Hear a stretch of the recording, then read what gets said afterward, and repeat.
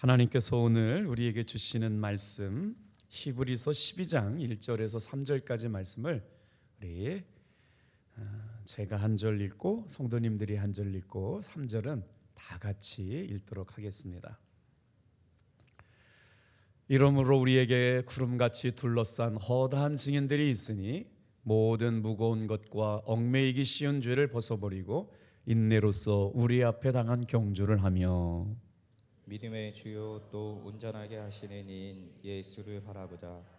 그는 그 앞에 있는 기쁨을 위하여 십자가를 참으사 부끄러움을 개의치 아니하시더니 하나님 보좌 우편에 앉으셨느니라. 너희가 피곤하여 낙심하지 않게 위하여 죄인들이 이같이 자기에게 거역한 일을 참으신 일을 생각하라. 아멘. 우리 옆에 분하고 같이 이렇게 인사하시면서 말씀 들었으면 좋겠어요. 참 잘 오셨습니다. 예수님 안에서 좋은 일이 일어납니다. 할렐루야. 축구 국가대표 이영표 선수 아시죠? 오늘 본문의 말씀을 가지고 예수님을 바라보는 사람의 승리라는 제목으로 말씀의 은혜를 나눌 텐데요. 축구를 하면서 눈이 얼마나 초롱초롱한지 별명이 붙여졌는데 그 축구 선수의 이름이 이영표라고 하는 축구 국가대표인데 이 친구를 한 목사님이 너무 전도하고 싶어가지고요 성경책을 건네주면서 그와 함께 교제가 시작되는데 그 이영표 선수를 전도한 목사님이 박애녹이라는 목사님이세요. 이분이 진짜로 신앙생활을 잘했어요. 그래서 가는 곳마다 복음을 전하고 간증을 하면서 신앙생활을 예쁘게 잘했는데 어느 날 그 대표적인 신앙생활을 잘하던 국가대표 이영표 선수에게 큰 시험이 찾아오더랍니다. 특별한 일은 없었다는 거예요. 그냥 갑자기 영적 침체기가 찾아와가지고 인생을 사는 게 허무하게 느껴지고 우울증을 걸릴 것만 같은, 그래서 자기가 지금까지 지켜주시고 보호해주셨던 하나님의 은혜를 깊이 깨달았는데 그것조차도 다 부인하게 될 만큼 마음이 심하게 흔들렸던 때가 있었다는 거예요. 그런데 그래도 그분을 위해 가지고 계속 이렇게 사람들이 말씀을 보내주셨는데 매일 말씀을 묵상할 수 있는 앱을 다운받아 가지고 그날도 말씀을 묵상하는데 고린도후서 6장 10절 말씀을 묵상하게 되었대요. 제가 한번 읽어드려 볼게요. 이제 이렇게 큰 뭐라고 그럴까요? 신앙적인 영적 침체기가 찾아왔는데 성경을 펼쳐가지고 읽었는데 이런 말씀을 주신 거예요. 근심하는 자 같으나 항상 기뻐하고 가난한 자 같으나 많은 사람을 부요하게 하고 아무것도 없는 자 같으나 모든 것을 가진 자라. 그래서 그 말씀을 묵상하고 큰 힘이 되었는데 이게 웬일이에요? 이렇게 개인으로 이렇게 주시는 말씀인데 지인들을 살펴봤더니 자기가 받은 말씀하고 똑같은 말씀들이 다 왔다는 거예요. 그래서 이게 웬일인가?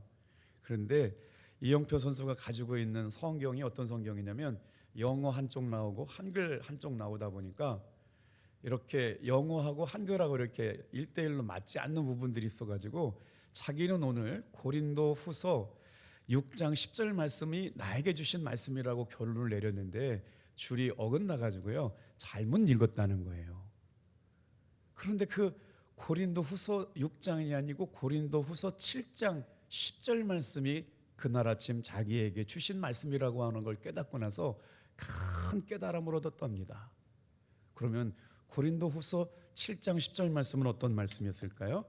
하나님의 뜻대로 하는 근심은 후회할 것이 없는 구원에 이르게 하는 회개를 이루는 것이요 세상 근심은 사망을 이루는 것이니라. 다 같이 한번 따라해 볼게요. 하나님의 뜻대로 하는 근심은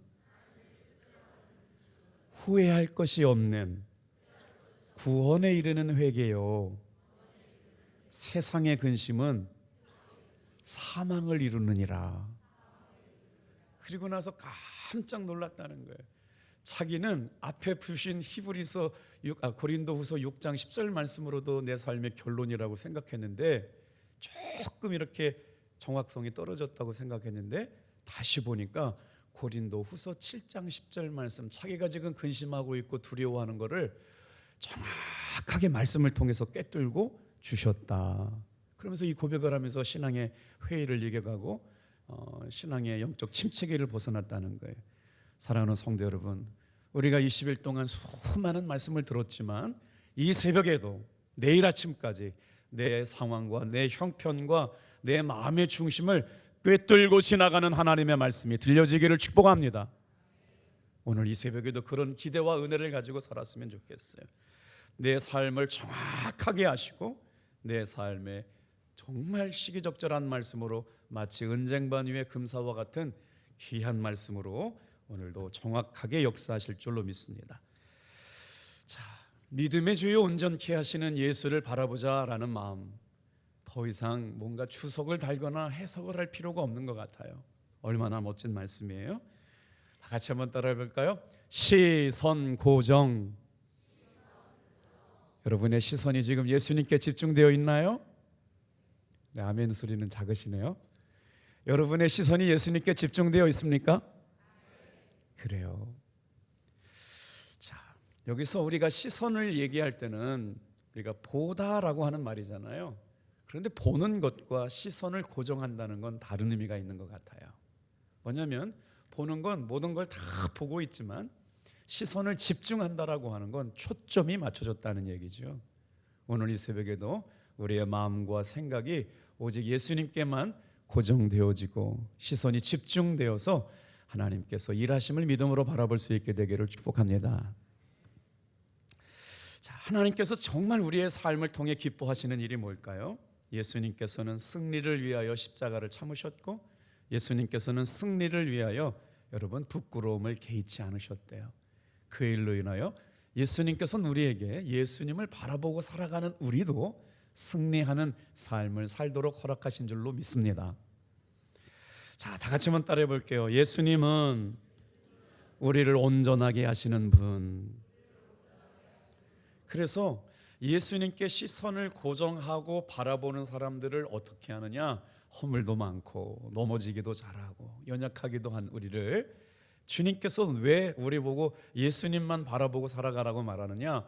우리를 온전하게 하시려고 우리에게 그런 요구를 하신다는 거예요. 오늘 여러분 다시 한번 예수님을 바라보는 승리가 저와 여러분에게 충만하게 있음을 믿고 고백합시다. 예수님을 바라보면서 신앙생활을 하고 싶지 않은 사람이 어디가 있겠어요? 그런데 예수님을 바라보려고 그러면 어떻게 해야 될까요? 많은 그리스도인이 온전한 믿음을 가지고 신앙생활을 하기를 원하지만 사실 그런 믿음이 내 마음속에 생겨지지 않는다라고 하는 걸 고민으로 얘기하는 분들이 많이 계세요. 저를 스스로 생각해봐도 철없이 교회 와가지고 하나님 앞에 따져 물었던 날도 있어요. 제가 중고등부 시절에요, 하도 믿음을 달라고 하나님 앞에 기도한 적이 있어요. 밤에 찾아가가지고요 하나님 앞에 따진 적이 있습니다. 제가 신학교를 가기 전에 그날 밤에 하나님과 저와의 1대1 승부가 있었어요. 하나님, 저 진짜 하나님 살아계신 건 믿고 싶은데 다른 사람들처럼 거부할 수 없는 믿음 좀 달라고. 그때 제 인생 가운데 가장 심각한 것은요, 진짜 하나님을 믿고 싶은데 제 마음속에 믿음이 없다는 걸 깨달았어요. 근데 그때 제 스스로 느껴진 게 뭐냐면요, 주님이 제 마음속에 그날 밤에 기도하는데, 그러니까 저도 그때도 참 제 스스로가 생각해도 기특했던 것 같아요. 다른 데 안 가가지고요, 바로 교회가 옆집이었으니까 밤에 막 기도해가지고 하나님 믿음 달라고 그랬더니 아마 12시쯤 된 것 같아요. 주님께서 제 마음속에 울림을 주시더라고. 이 새벽에 네가 지금 와가지고 교회 와서 믿음 달라고 기도하는데 로마서 좀 읽어봐라. 이미 내가 너에게 믿음을 주었다. 할렐루야. 제가 달라고 하니까 별로 좋지 않으신 것 같아요. 이미 여러분에게 믿음 주신 줄로 믿습니다. 제가 그때 깨달았어요. 어머나, 세상에 하나님께서 이미 믿음을 주셨다고 그러는데 믿음 달라고 하고 있는데 믿음이 있으니까 이 저녁에 와가지고 하나님 앞에 기도하고 있지. 이 새벽에 여러분, 이미 저와 여러분에게 예수님을 바라볼 수 있는 믿음 주신 줄로 믿습니다. 근데 온전한 믿음을 갖고 싶어서 이 새벽에 나온 거 아니에요? 왜 우리에게는 다윗과 같은 믿음, 사도 바울과 같은 믿음이 생겨나지 않는 걸까요? 오늘 이 새벽에 예수님을 바라보고 예수님께 초점 맞춰진 분들에게 여러분 용사와 같은 믿음 주실 줄로 믿습니다. 그런데 성경에 보니까 용사와 같은 믿음이 생기지 않는 이유를 이렇게 말씀하고 있어요. 따라해 볼까요?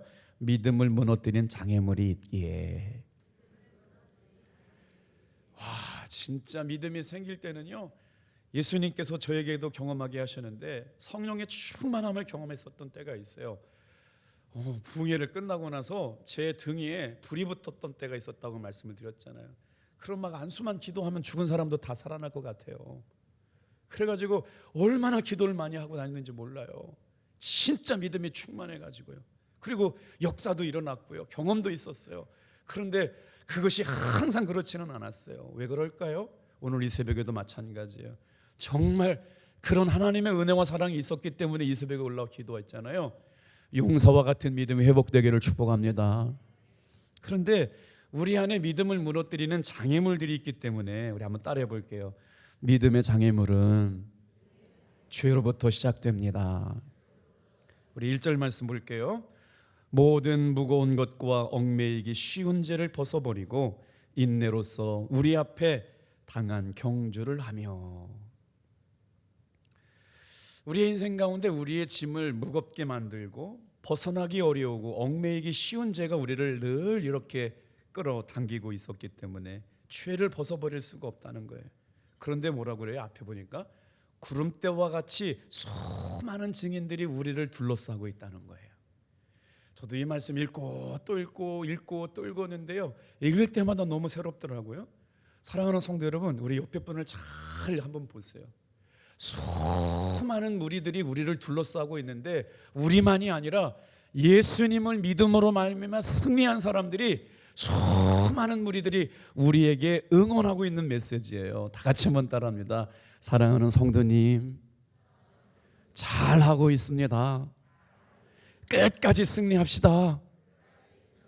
나만 혼자 어렵게 믿음 생활하고 있는 게 아니라 이미 이기고 승리하고 부활한 하나님의 사람들이, 수많은 믿음의 증인들이 우리를 응원하고 있다는 거예요. 할렐루야.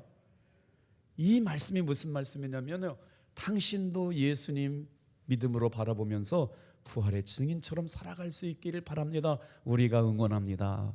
수많은 사람들이 곁에 서서 응원하고 저와 여러분들을 위하여 기도하고 있더니 여러분 낙심하고 절망하지 말라는 거예요. 당신도 그 믿음의 사람이 되라는 것이죠. 우리는 정말 때로는 연약하고 넘어지고 부족하고 허물 많지만 수많은 사람들이 믿음으로 승리하고 하나님의 살아계심을 경험하고 이 새벽도 승리하면서 믿음의 용사가 되기를, 믿음에서 떨어지지 말고 탈락하지 말고 끝까지 승리하라고 여러분 응원하시는 줄 믿으시면 아멘. 예수님을 영접한 사람의 마음이 이와 같지 않았을까요? 무거운 짐과 얽매이기 쉬운 죄가 우리 가운데 있더라도 거룩하게 살려고 하는 마음이 있기 때문에 오늘 이 새벽에 우리가 다 같이 와서 함께 기도하고 은혜를 사모하게 되는 거죠. 그런데 믿음의 장애물은 바로 죄로부터 오게 돼요.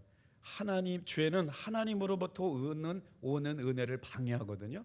그래서 믿음으로 하나님 은혜를 공급받고 살아가려고 하는 사람들은 어떻게 해야 되느냐? 죄를 멀리해야 되는 거죠. 그래서 여러분 성령 충만하면 죄를 이기게 될 줄로 믿습니다. 육신의 정욕을 이길 수 있어요. 마음으로부터 일어나는 모든 죄를 이길 수 있는 저와 여러분이라고 하는 걸 오늘도 말씀을 듣다가 깨달았으면 좋겠어요. 자, 사람마다 이처럼 얽매이기 쉬운 죄를 벗어나서 우리의 삶을 하나님의 은혜로부터 멀어지게 만드는 것들이 있는데 우리 안에는 아직도 죄악된 본성이 남아있기 때문에 그래요. 그래서 죄는 우리를 항상 짓누르게 만들죠. 성경 몇 구절을 볼 텐데요, 시편 38편 4절 말씀 볼게요. 시작.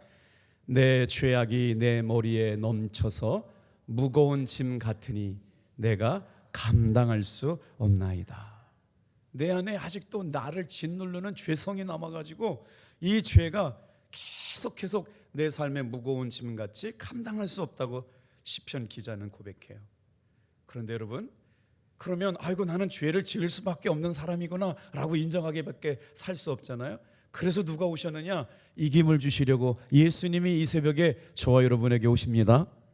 이미 오셨습니다. 보세요. 이사야서 53장 6절 말씀 볼게요.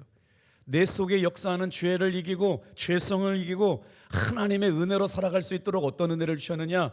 우리는 다 양 같아서 그릇 행하여 각기 제 갈 길로 갔거늘 여호와께서는 우리 모두의 죄악을 그에게 담당시키셨도다. 성경 말씀을 읽을 때 은혜가 되는 구절이 있어요. 여러분 한번 잘 보세요. 십자가를 묵상해 볼게요. 나의 연약함, 나의 죄, 나의 육신의 정욕, 안목의 정욕, 이생의 자랑, 그것 때문에 내 마음속에 얽매이기 쉬운 죄가 있다고요. 육적 자아가 살아있어서 벗어나지 못한 죄 가운데 눌려 있어요. 그래서 본성이 계속 자라나면 우리는 죄악 가운데 있을 수밖에 없는데, 예수님께서 오셔서 나를 구원하신다. 그런데 그 구원하심의 역사는 어떻게 나타나느냐? 우리는 다 양 같아가지고 자기 가고 싶은 대로 인생을 자기 제 갈 길로 가거든요. 그런데 예수님께서 다 같이 한번 따라합시다. 우리의 모든 죄악을 그에게 담당시키셨도다.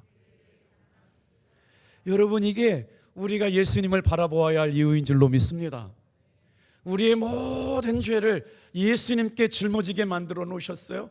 이 새벽에 가지고 있는 삶의 문제, 죽음의 문제, 가난의 문제, 인생의 험악한 문제, 예수님께 짐지어진 줄로 믿습니다.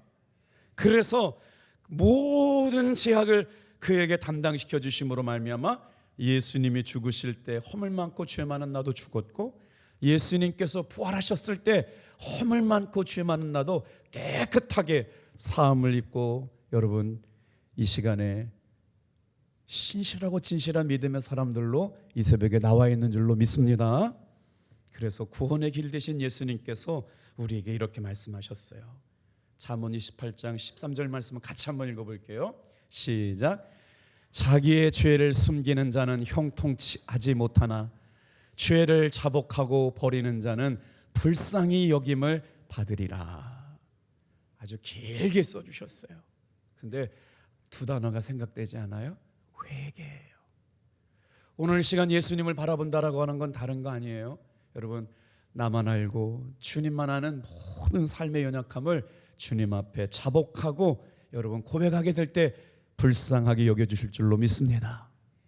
형통하지 못해요. 자기 죄를 가지고 숨기는 사람은 형통하지 못하지만 자기의 죄를 자복하고 버리는 자는 불쌍히 여김을 받는다는 거죠.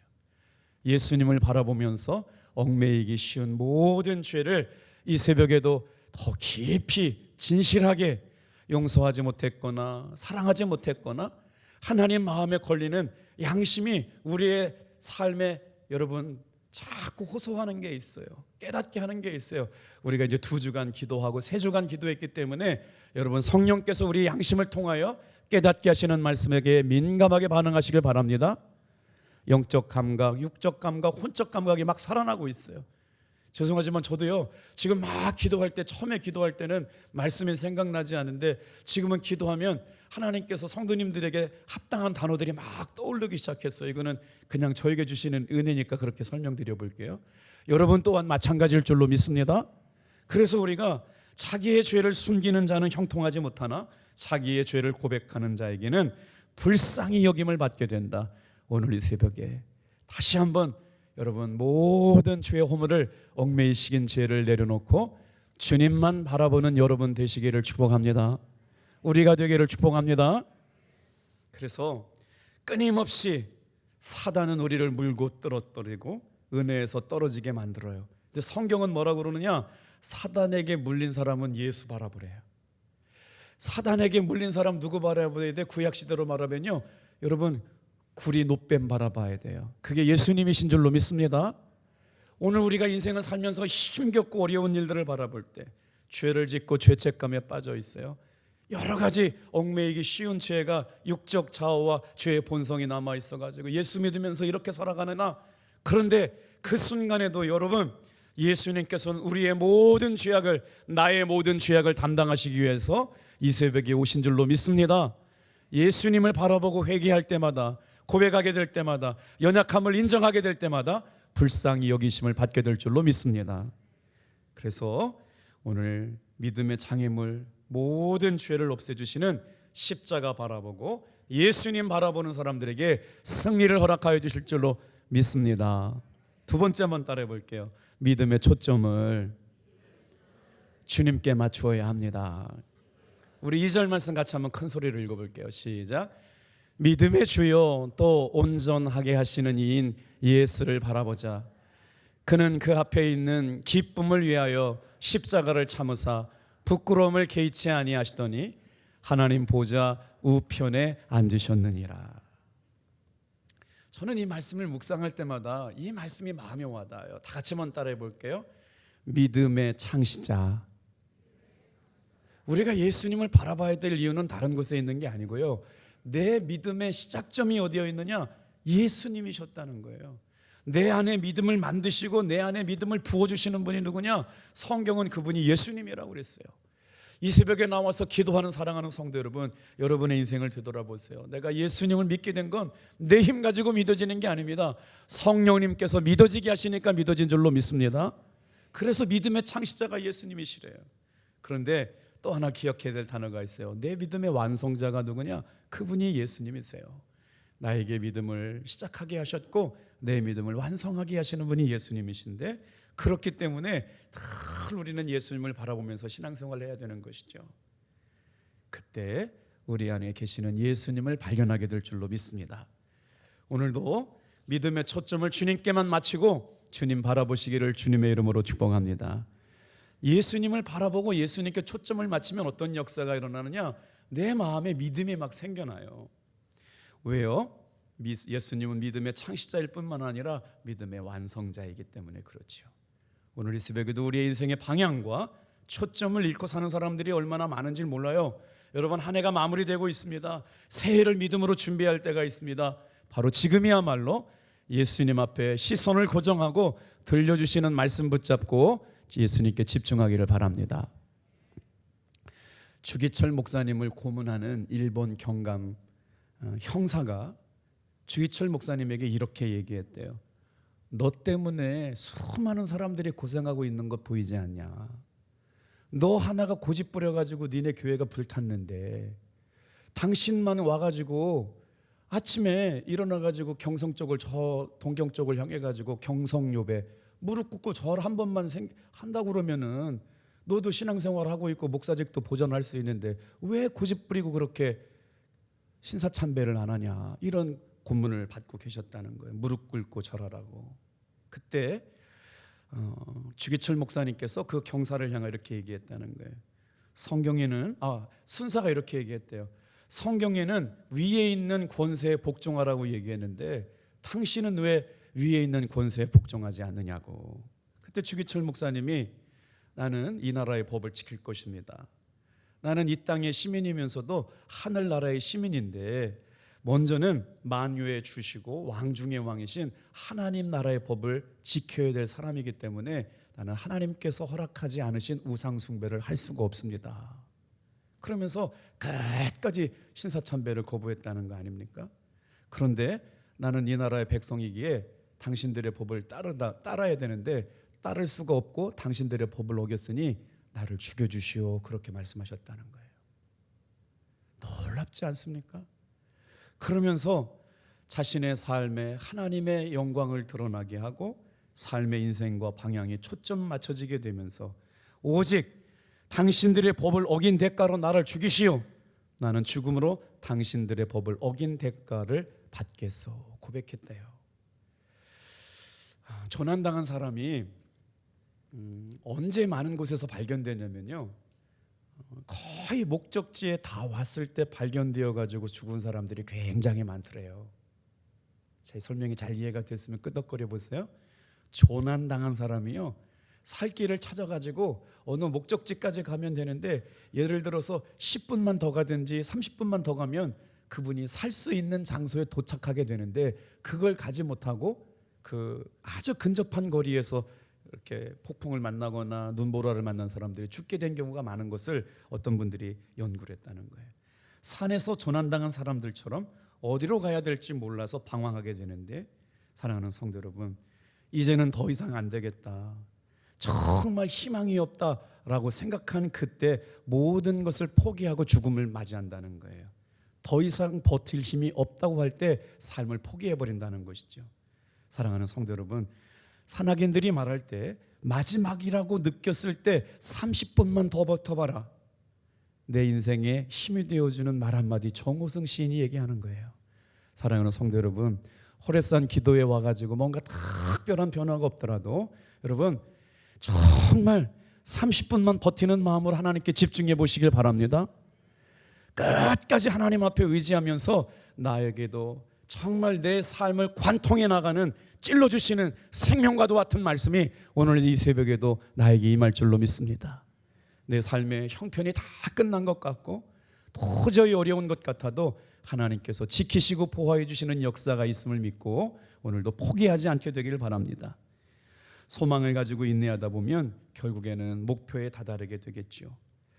여러분, 물이 끓는 지점은요 100도래요 99도에서 물이 끓지 않는답니다. 물이 끓는 온도는 100도래요 증기기관차가 엔진이 움직이기 시작하려면요 어떤 몇 도가 되냐면요 212도가 됐을 때 증기기관차가 움직일 수 있게 된답니다. 211도만 돼도 증기기관차가 움직이지 않는다는 거예요. 여러분, 99도도 1도 차이, 211도도 1도 차이인데요 그 1도가 채워질 때 여러분 물이 끓기 시작하고 기관차를 움직이는 힘이 나게 될 줄로 믿습니다. 오늘 이 새벽과 내일이 우리의 삶에 하나님의 역사하심을 바라보는 1도인 줄 믿고 끝까지 여러분 주님 바라보시는 여러분과 제가 되기를 축복합니다. 우리가 되기를 축복합니다. 안 된다고 포기하지 않게 해요. 하나님 너무 힘듭니다, 고난이 너무 셉니다, 감당하기 너무 힘듭니다 라고 말하지 않고 30분만 버텨보세요. 주님 바라보세요. 주님의 일하심이 오늘과 저와 여러분의 삶에 일어나게 될 줄로 믿습니다. 예수를 받아봄으로 우리의 삶에 주시는 은혜는 이런 것 아닐까요? 정말 소망이 없는 것 같은 인생 가운데도 소망을 부어주시는 은혜 말입니다. 우리 세 번째 같이 한번 따라해 볼게요. 깨어서 24시간 예수님을 생각하는 사람이 이깁니다. 3절 같이 한번 읽어보겠어요. 시작. 너희가 피곤하여 낙심하지 않기 위하여 죄인들이 이같이 자기에게 거역한 일을 참으신 일을 생각하라. 자, 오늘 히브리서 여러분 말씀을 통해서 12절 말씀이 보니까 뭐라고 말씀하고 있어요? 예수님을 바라보라고 말씀하셨고 예수님을 생각하라고 말씀하시는데 어떤 예수님을 바라보래요? 나의 모든 허물과 죄를 짊어지 지신 예수님을 바라보는 거예요. 죄인을 향하여 참으세요. 부끄러움을 참으셨어요. 십자가를 참으시면서 그 십자가를 지시는 걸 기쁨으로 여기시는 예수님을 생각하라고 하는 거죠. 믿음의 주요 온전케 하시는 이이신 예수를 바라보라. 믿음의 창지자이신 예수님을 바라보고 생각하라고 하는 거예요. 그럴 때 어떤 역사가 일어나게 될까요?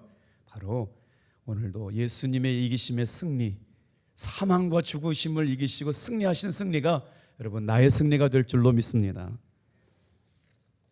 한 집사님이 제자훈련에 참석했어요. 그날 제자훈련의 제목은 영적 전쟁이었습니다. 제목을 읽고 집사님이 찾아와서 목사님께 상담을 했어요. 목사님, 드릴 말씀이 있는데요, 이번 영적 전쟁에는 저를 빼주십시오. 자, 집안 사정도 안 좋고요, 몸도 아프고요, 남편 직장도 어렵습니다. 제가 지금 영적 전쟁을 할 여유가 없습니다. 여러분, 영적 전쟁은요 빼달라고 해서 빼달라고 빼줄 수 있는 게 아니에요. 이미 영적 전쟁은 시작된 줄로 믿습니다. 우리도 마찬가지예요. 타협할 수가 없어요. 이 새벽에 끝까지 이기고 승리하는 저와 여러분 되길 바랍니다. 나중에 형편 좋아지면 영적 전쟁 참여할게요. 영적 전쟁은 그런 거 아닙니다. 내가 선택할 수 있는 게 아니었어요. 성도가 피곤하다고 여러분 핑계대고 거부할 수 없는 게 영적 전쟁이에요. 사랑하는 성도 여러분, 이 새벽도 이 영적 전쟁에서 승리할 수 있기를 바랍니다. 그래서 어려우면 어려울수록, 힘들면 힘들수록 영적 전쟁에서 밀리지 말고 싸워서 승리하는 성도가 되어야 되는데 그 힘이 어디로부터 나오느냐? 여러분, 기도로부터 오게 될 줄로 믿습니다. 오늘 예수님이 우리의 삶의 누구이신가요? 임마누엘이세요. 지금도 우리와 동행하시고 역사하여 주시는 임마누엘의 하나님. 제가 말씀을 묵상하면서 항상 힘이 되는 단어 하나가 있어요. 한번 크게 따라해 보실래요? 에베네셀의 하나님. 여러분, 에베네셀의 하나님이 어떤 하나님이세요? 지금까지 도우신 하나님, 에베네셀의 하나님. 오늘 이 새벽에도 임마누엘로 만나주시고 에베네셀로 만나주실 줄로 믿습니다. 나와 함께 하신 하나님, 여기까지 도우시는 하나님, 예수님을 바라보고 예수님을 생각한 사람들에게 이렇게 은혜 베풀어 주실 줄로 믿습니다. 오늘도 기도하면서 이 은혜가 충만하게, 낙심과 절망 속에서 예수님을 바라보아야 소망 가운데 달리고 이길 수가 있어요. 여러분, 우리 인생의 신앙의 경주의 결승점, 목표는 예수 그리스도이신 줄로 믿습니다. 딴 데 쳐다보면 여러분, 우리 흔들릴 수밖에 없어요. 한 구절 말씀 읽고 마칠게요. 마태복음 14장 31절. 베드로가 예수님 바라보았을 때는 무리를 걸었습니다. 그런데 바람이 휘 불어오기 시작했어요. 깜짝 놀래가지고요, 예수님 바라보지 못했을 때 바람 출렁이는 파도 바라봤을 때 어떻게 했어요? 물에 빠지고 말았어요. 그때 예수님께서 다가오셔가지고 손을 내밀면서 뭐라고 말씀하세요? 즉시 손을 내밀며 그를 붙잡으시며 이르시되, 같이 읽을게요. 시작. 믿음이 적은 자여 왜 의심하느냐. 오늘 이 새벽에 지금까지 다 잘 달려왔는데 주님이 이 새벽에 오시고 세상 바라보고 환경 바라보고 형편 바라보다가 낙심해가지고 여러분, 출렁이는 바다 바라보고 바람 바라보고 파도 바다보다 빠르지 않고 예수님 바라보고 이기시길 바랍니다. 믿음이 적은 자여 왜 의심하느냐. 주님께서 베드로를 손잡아 일으키실 때 초점이 맞춰지니까 다시 한번 승리자가 된 것이죠. 오늘 저와 여러분의 눈이 오직 예수님 바라보면 이기고 승리하는 성도들, 예수님을 깊이 생각하는 구원의 능력을 가지고 힘없는 귀한 시간 되기를 축복합니다. 기도하겠어요.